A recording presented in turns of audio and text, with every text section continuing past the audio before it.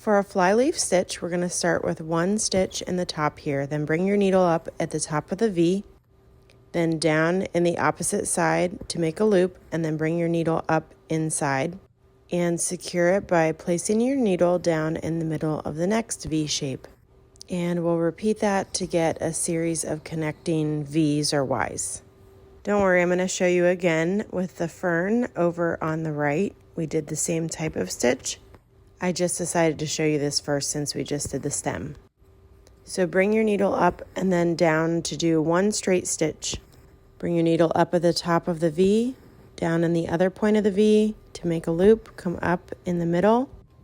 Secure it by inserting your needle down into the bottom of the next V, and then repeat the process. And this will just be a whole series of interlocking V's or Y's until we get to the bottom.